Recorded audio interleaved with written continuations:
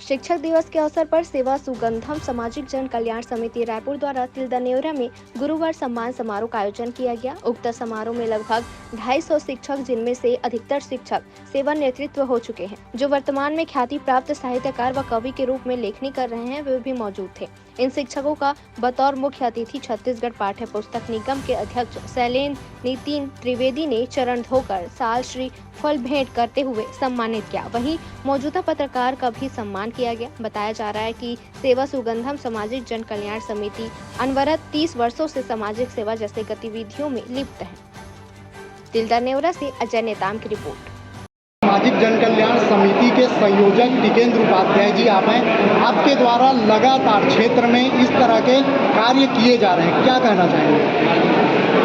मैं विगत 30 वर्षों से सामाजिक कार्यों में लगा हुआ हूँ और निरंतर जो है नई कार्यों करने की मेरी मन में मंशा रहती है और उसी के चलते जो है आज 5 दिसंबर शिक्षक दिवस के अवसर पर आसपास के करीब 250 गुरुजनों को बुला करके हमें सम्मान करने का अवसर मिला और हमें ये खुशी है कि एक साथ सभी गुरुजनों को इस मंच पर बुला करके सम्मान किया।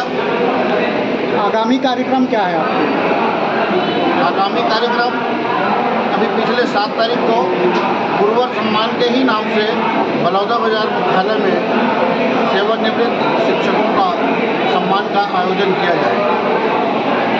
शिक्षक दिवस के पावन अवसर पर तिल्दा सांस्कृतिक भवन में परम पूज्य गुरु घासीदास बाबा चौक के पास सेवा सुगंधम संस्थान के द्वारा शिक्षकों के सम्मान का समारोह आयोजित किया गया।